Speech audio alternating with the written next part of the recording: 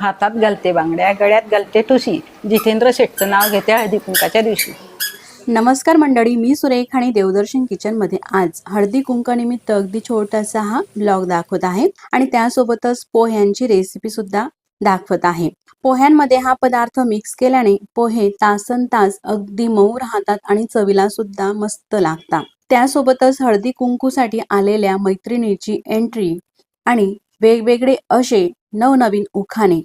तर मैत्रिणींनो, आशा करते तुम्हाला हा व्हिडिओ नक्कीच आवडेल आणि व्हिडिओ आवडल्यास तर व्हिडिओला लाईक करा. चॅनलवरती नवीन असाल तर चॅनलला सबस्क्राईब करा.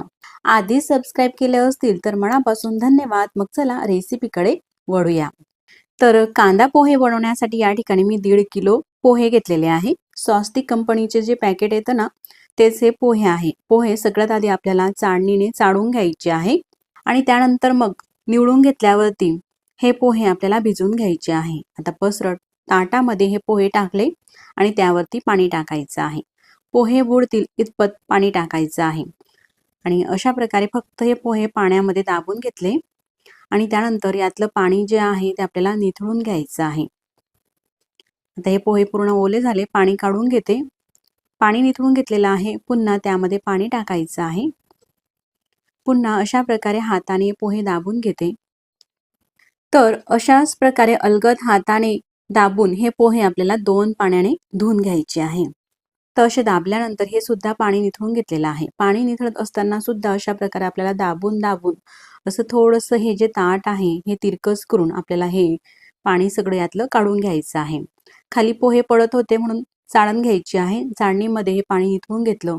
सगळे पोहे आपल्याला असे घट्ट दाबून ठेवायचे आहे. पोह्यांना आता हात लावायचा नाही, तर हे जे ताट आहे पोह्यांचं असंच राहू द्यायचं आहे. तोपर्यंत पुढची आपल्याला तयारी करून घ्यायची आहे. तर गॅसवरती कढई ठेवते. कढई घेताना आपल्याला जाड तळाची घ्यायची आहे किंवा मोठं पसरट पातेलं सुद्धा घेऊ शकता. कढई गॅसवरती ठेवली, त्यामध्ये आपल्याला तेल टाकायचं आहे. तर मैत्रिणींनो, आता या ठिकाणी मी कुठलंही मेजरमेंट किंवा वजनी काट्याच्या प्रमाणे काही साहित्य घेतलेलं नाही, तर अंदाजानेच करत आहे ही पोह्यांची रेसिपी. तर तुम्ही जर का नेहमी स्वयंपाक करत असाल तर हे प्रमाण जे आहे ते अगदी सहज तुमच्या लक्षात येईल. साधारण पाव किलो तेल एवढं आहे. त्यामध्ये एक मोठी वाटी शेंगदाणे टाकायचे आहे तेल गरम झाल्यानंतर आणि शेंगदाणे हे आपल्याला तळून घ्यायचे आहे. शेंगदाणे तळत असताना गॅसची फ्लेम मीडियम ठेवायची आहे. मीडियम गॅसवरती असा लालसर रंग येईपर्यंत शेंगदाणे आपल्याला तळून घ्यायचे आहे. शेंगदाण्यांना असा लाल रंग आला थोडा, त्यानंतर हे तळलेले शेंगदाणे तेलाच्या आतून झाऱ्याने आपल्याला काढून घ्यायचे आहे तेल निथळून. आता या गरम तेलामध्ये मोहरी टाकू. साधारण 1 चमच मोहरी टाकली. मोहरी अशी थोडी तडतडली का 1 चमच आपल्याला जिरे टाकायचे आहे किंवा अशा प्रकारे अंदाजानेही तुम्ही टाकू शकता. कढीपत्त्याची पाने टाकलेली आहे साधारण पाव वाटी आणि त्यानंतर आपल्या चवीनुसार मिरच्या टाकायच्या आहे. तर या ठिकाणी मी 2 प्रकारच्या मिरच्या वापरते. ज्या जाड असतात ना, कमी तिखट, त्याही वापरलेल्या आहे आणि ज्या बारीक मिरच्या असतात ना तिखट, त्या सुद्धा वापरलेल्या आहे. मिरची अशी थोडीशी तळून घ्यायची आहे. त्यानंतर बारीक चिरून घेतलेला कांदा टाकायचा आहे. कांदा पोहे आहे म्हणून कांदा हा जास्त तर येणारच, म्हणून भरपूर कांदा टाकायचा आहे. साधारण 1.5 किलो पोह्यांसाठी आपल्याला 3 पाव किलो कांदे या ठिकाणी घ्यायचे आहे.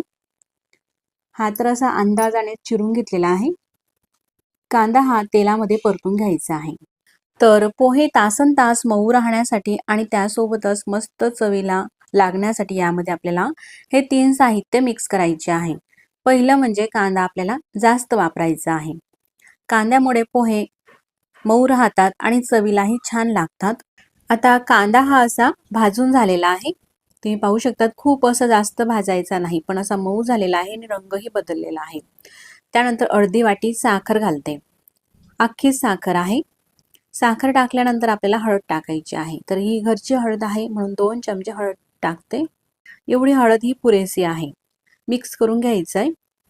अशी साखर टाकली तर साखरेमुळे सुद्धा पोहे तासन तास मऊ राहतात आणि चवीला छान लागतात, म्हणून साखर सुद्धा नक्कीच वापरा.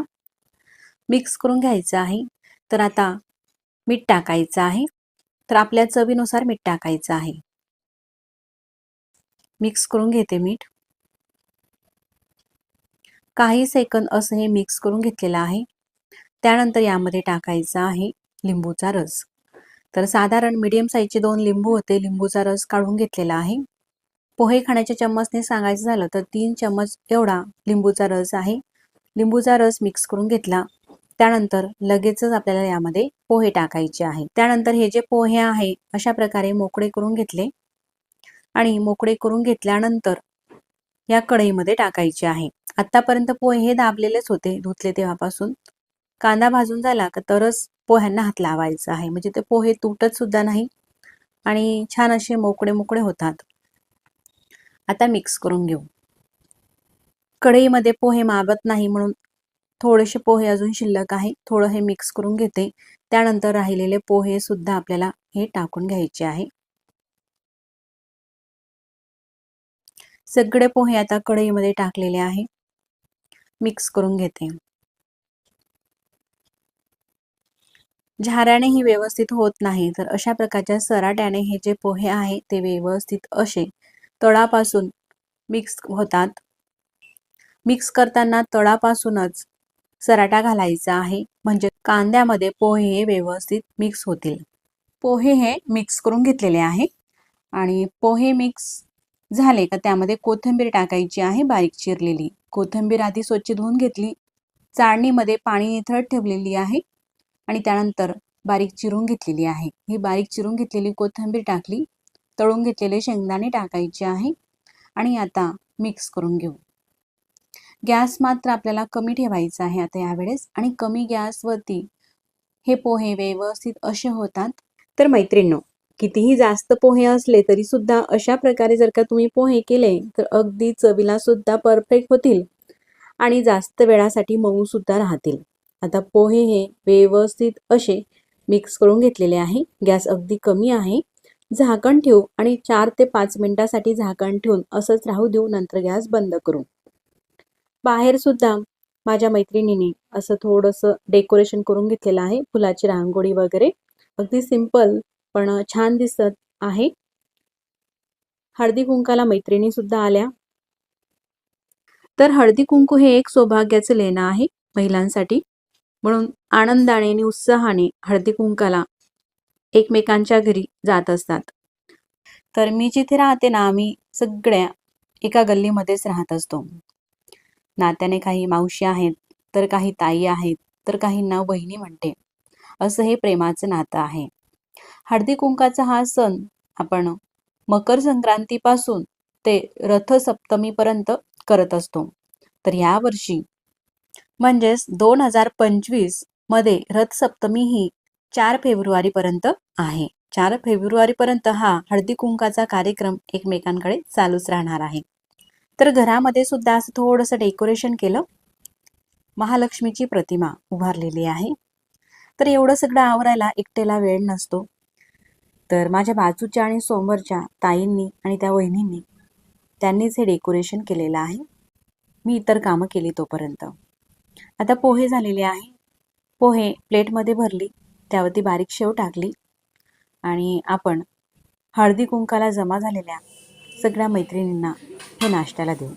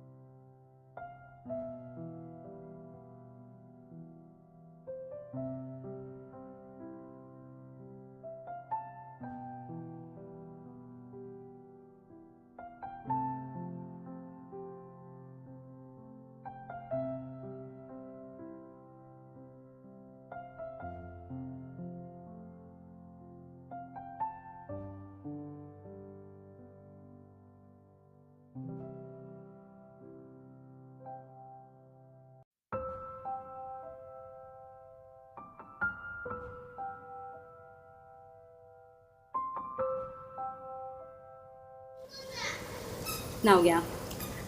संसार रूपी करंडा, मनोरूपी झाकण, राधेश्यामरावांचे नाव घेते, आशीर्वाद द्या आपण. घेऊ.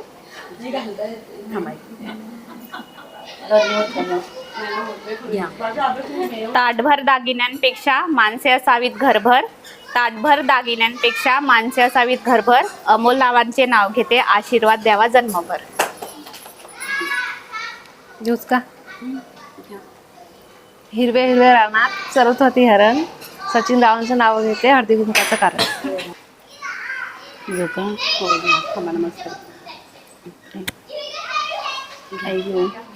गहू तांदूळाने भरले सूप. राकेश रावांचा स्वभाव भारी आहे खूप.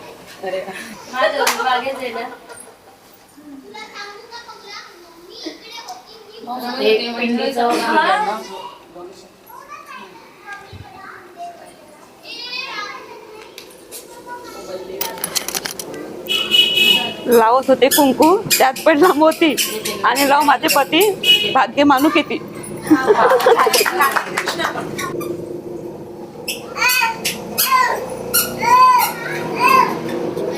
तुळशी समोर काढते सुंदर रांगोळी, गोपाळरावांचं नाव घेते, हळदी कुंकाच्या वेळी.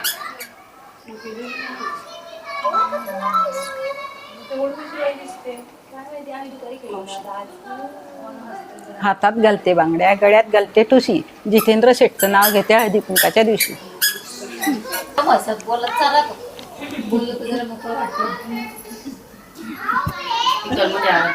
गणपतीला आवडतात दुर्वा, श्रीकृष्णाला आवडते तुळशी.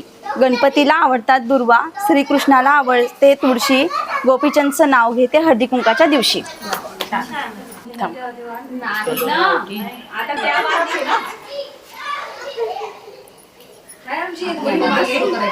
गुलाबाच्या फुलापेक्षा सुंदर गुलाबाची कळी, उद्धवरावांचं नाव घेते, हळदी कुंकाच्या वेळी. काचेच्या वाटीत खडी साखरेचे खडे, संतोष पाटीलचं नाव घेते, हळदी कुंकाच्या वेळी. हिरव्या हिरव्या रानात चरत होते हरण, हिरव्या हिरव्या रानात चरत होते हरण, सहदेवरावांचं नाव घेते, हळदी कुंकवाचे कारण.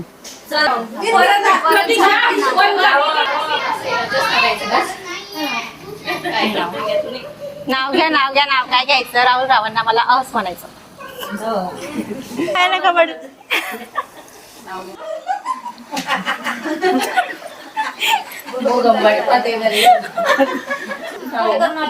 हिमालय पर्वतावर बर्फाच्या राशी, संदीपरावांचं नाव घेते, हळदी कुंकवाच्या दिवशी. हो का?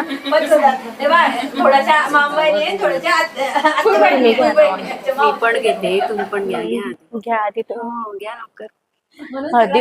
हळदी कुंकवांचे निमंत्रण आले काल, संतोषरावांच्या नावाने कुंकू लावते लाल.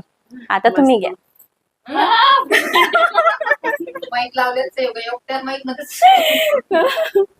मला आठवत द्या. नाही नाही, एक मिनिट बघतो.